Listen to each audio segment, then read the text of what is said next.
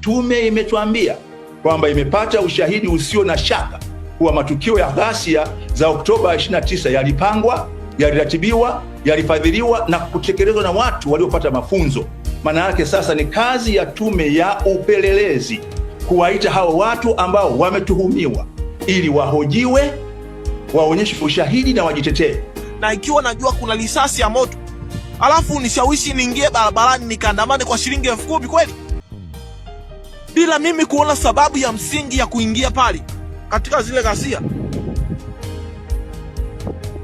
Ni kwamba hata kama kulikuwa na ushawishi, bado kuna sababu zilikuwepo kwa wananchi ambazo waliona hizo sababu ni madhaifu ya serikali yao na ndiyo sababu ya wao kuingia katika hali ya kushawishiwa. Sio rahisi, ni vitu ambavyo haviingia akilini.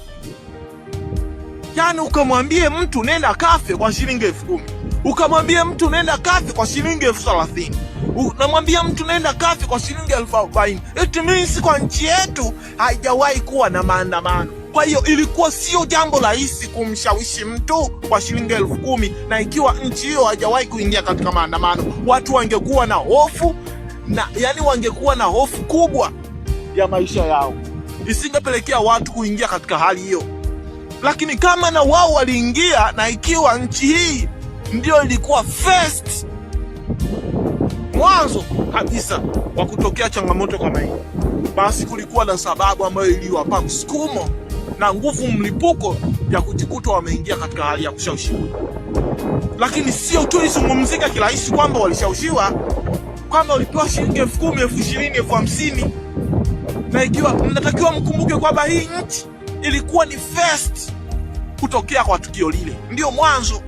Naam, tume hii imependekeza kuundwa kwa tume nyingine, na wakosoaji na upinzani wanasema kwamba ripoti haikuwa huru, kwamba rais hawezi kujichunguza mwenyewe na kujiwajibisha. Je, kuna imani kwamba Watanzania wanaweza wakatarajia hizi tume zingine kwamba kutakuwa na haki na wajibikaji? Nikuulize rais hapa, kazi ya hawa ilikuwa ni kufanya uchunguzi, na wamefanya uchunguzi.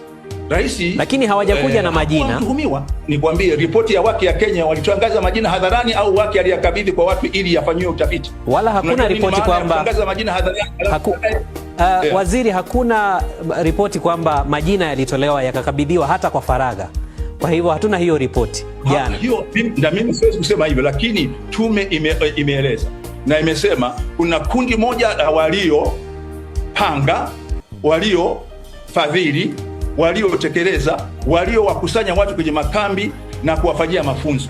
Si ni kundi tayari linafahamika na watu gani? Na watu hawa hawawezi kuwa sehemu ya serikali, na ni lazima wapewe haki ya kuitwa mbele ya tume ya upelelezi, waambie waliotuhumiwa. Na ukienda kwenye sheria ya Uingereza ya mwaka 2005 inasema wapewe warning letter ili waje mbele ya tume, waje na mashahidi, wawe na wanasheria. Sasa kama jana tume ingetamka kwamba kiongozi huyu wa chama cha siasa, kiongozi huyu wa dini, kiongozi huyu mwanaharakati amefanya 1, 2, 3 kwa mujibu wa ibara ya 13 ibara ya 6A inayosema kila mtu apewe haki ya kusikilizwa, itakuwa tume imekidhi masharti ya katiba ya Jamhuri ya Muungano wa Tanzania au umeyavunja.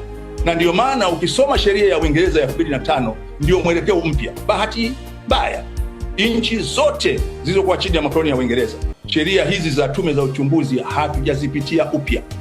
Soma sheria mpya ya Uingereza, soma kanuni mpya za Uingereza, soma. Kwa hiyo haina maana hakuna atakayewajibika, lakini kabla ya kuwajibishwa lazima aende mbele ya tume ya upelelezi ili apewe tuhuma alizopewa, ajieleze. Baada ya hapo tume ya upelelezi sasa itakabidhi wale wote wanaostahili kuwajibika, na anayewajibika atafahamika wakati huo baada ya tume ya upelelezi kumaliza kazi yake.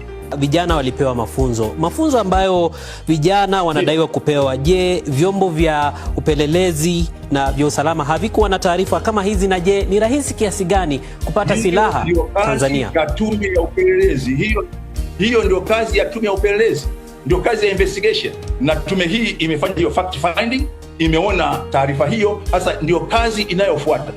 Upinzani umekosoa ripoti hiyo kwamba sio huru, na kuna pendekezo pale kuundwa kwa tume huru ya maridhiano. Je, kuna matumaini kwamba watahusishwa?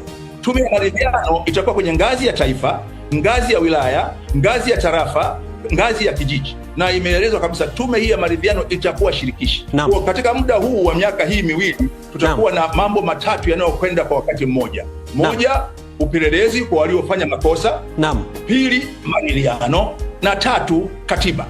Na hapo kwa katiba, waziri, hapo kwa katiba, kuna matumaini ya kupata katiba mpya katika awamu hii? Matumaini ya kupatikana katiba mpya makubwa sana, kwa sababu serikali inayoongozwa na Dr. Samia Suluhu Hassan ina utashi wa kisiasa, na nataka kuamini Watanzania wengi wana nia njema na katiba itapatikana, na mahali pa kuanzia papo, kwa sababu tuna katiba ya sasa, tuna rasimu inayoitwa katiba ya rasimu ya Rioba, tuna katiba iliyopendekezwa, na tuna maelezo ya tume nyingi sana. Kwa hiyo kama ilivyokuwa kwa Kenya baada ya kura ya maoni ya ndizi na chungwa kushindwa, imependekezwa iunde sasa committee of experts, yani kamati ya wataalamu, waje baada ya hapo iende kwa wananchi, baada ya hapo mchakato wa kwenda kwenye kura, na tume imependekeza ipatikane mwaka 2028 pasipokuwa na vitimbi vya wale ambao hawana nia njema. Katiba itapatikana. Isaya 1:17. Kwa kweli nasome. Kwenye Biblia tusomee Isaya 1:17. Isaya sura ya kwanza mstari wa 17. Imeandikwaje?